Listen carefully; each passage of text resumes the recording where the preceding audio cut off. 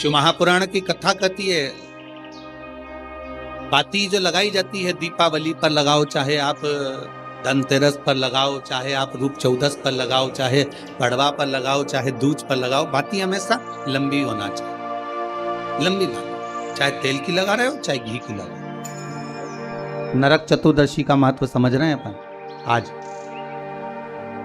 नरक चतुर्दशी का आज का जो महत्व है वो समझ रहे हैं।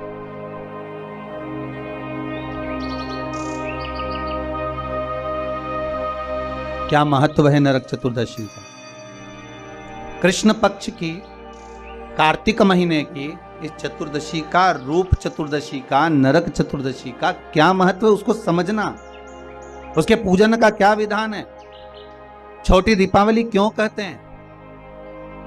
क्यों दिए लगाए जाते हैं?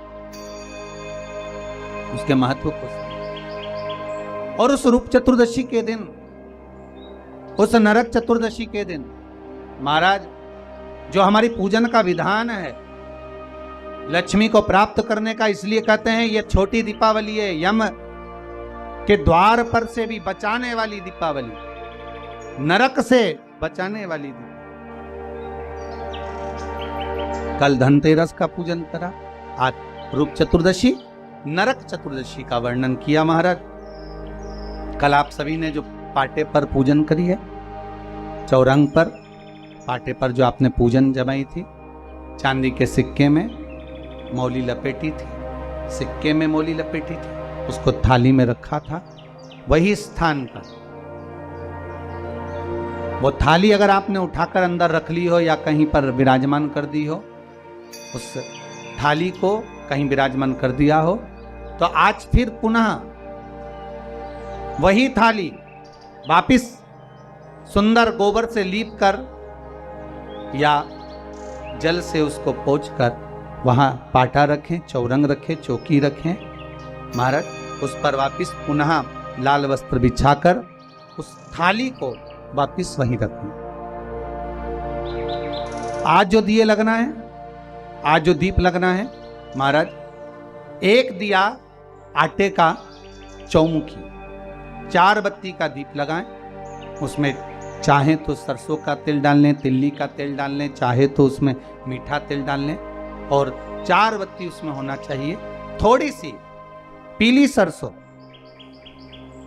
अगर पीली सरसों हो तो पीली सरसों, नहीं हो तो काली सरसों उस दीप के अंदर डाल दीजिए महाराज। एक घी का दीप लगाएं, 2 दीप लगेंगे रूप चौदस के दिन, 2 दीप। एक दीप है घी का, लंबी बत्ती का, जो लक्ष्मी जी के सीधे हाथ पर है। दूसरा दीप है घी का दीप भी आटे का आएगा और तेल का दीप भी आटे का आएगा। जो तेल का दीप लगेगा वो थोड़ा सा दिया बड़ा लेना, उसमें 4 लंबी लंबी बत्तियां रखना, सरसों का तेल या मीठा तेल या तिल्ली का तेल जो भी मिल जाए उसके अंदर डाल लेना, 4 बत्ती। ये लक्ष्मी जी के लेफ्ट हैंड की ओर आएगी। उसी आटे का तेल का जो दिया रहेगा उसके अंदर या तो पीली सरसों या काली सरसों, जो राई होती है, सरसों होती है, उसके थोड़े से दाने उसमें डाल दिए जाते। फिर ध्यान दीजिएगा, घी का दीप जो कलदार रखे हैं, लक्ष्मी जी का जहां पूजन कर रहे हो, लक्ष्मी जी का सीधा हाथ घी का दिया होना चाहिए। तो आपका कौन सा हाथ हो गया? उल्टा हाथ। लक्ष्मी जी का उल्टा हाथ, वहां पर रखो चौमुखी दीप, और महाराज जल का छींटा देकर उन जो सिक्के रखे हैं, जो लक्ष्मी जी रखी है, भगवान का जहां पूजन कर रहे हो, उस पर जल का छींटा देकर सुंदर भाव से माता लक्ष्मी का स्मरण कर कर, गणेश जी का स्मरण कर कर आप भाव से महाराज जल का छींटा देकर सुंदर वस्त्र अर्थात मौली, कलेवा जो भी आपके पास में हो समर्पित कर कर भाव से रौली, मौली, चंदन, अबीर, गुलाल, मेहंदी, जो भी सामग्री पूजन का साहित्य आपके पास में है वो उन कलदारों पर, माता लक्ष्मी पर समर्पित कर दें।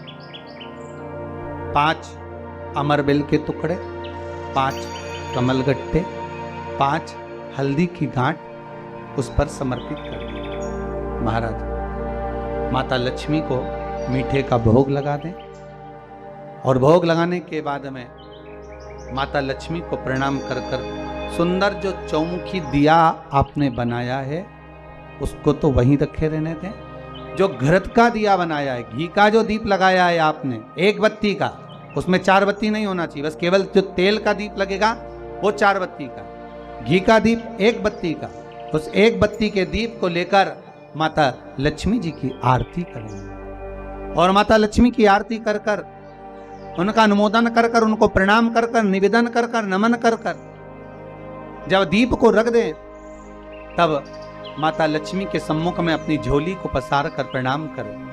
माता लक्ष्मी से निवेदन करें, हे मां, आप रूप की देने वाली हो, आप नरक के भोग से छुड़ाने वाली हो। हे मां, आज भगवान नारायण के साथ आप हमारे यहां सदा के लिए विराजमान होइए। अपने इष्ट देव, अपने कुल देव, अपने पितृदेव का स्मरण करें।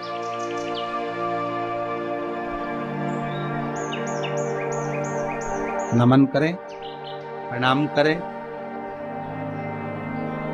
और निवेदन करें माता लक्ष्मी से, हे मां, ये आपकी ही कृपा है जो आज आप मेरे घर में आई हो। ये आप ही की कृपा है जो मैं आपकी सेवा कर रही हूं, पूजन कर रही हूं, अर्चना कर रही हूं। माता को हो सके लाल पुष्प उन सिक्कों पर, क्वाइन पर जो पूजन करी है उस पर समर्पित कर। प्रणाम करने के बाद घी का दीप वहीं रखें और जो चौमुखी दिया है, दीप है, उसको उठाएं। पूरे घर में घुमाने के बाद में सारे द्वार खोल दीजिए और सारे घर में घुमाने के बाद में जो मुख्य द्वार है उस मुख्य द्वार के बीचों बीच उस दीप को रख दीजिए। प्रणाम करिए, वापिस आ जाइए। महाराज, द्वार थोड़ी देर खुले रखिएगा और माता लक्ष्मी का स्मरण करिएगा। आपका भंडार सदा भरा रहे, खाली ना। हे मां, जैसे हम दामोदर मास की कथा का रसपान कर रहे हैं, कार्तिक मास की कथा को श्रवण कर रहे हैं, जैसे हमने कार्तिक के महत्व को जाना है और उस महत्व को जाना कि लक्ष्मी भगवान शिव की आज्ञा से जाती है, नारायण की आज्ञा से जाती हैं, उसी तरह आप हमारे घर में शिव और नारायण की आज्ञा से विराजमान होइए। माँ को प्रणाम करिए बड़े भाव के साथ। ऐसी ही ये रूप चतुर्दशी की पूजन का विधान है।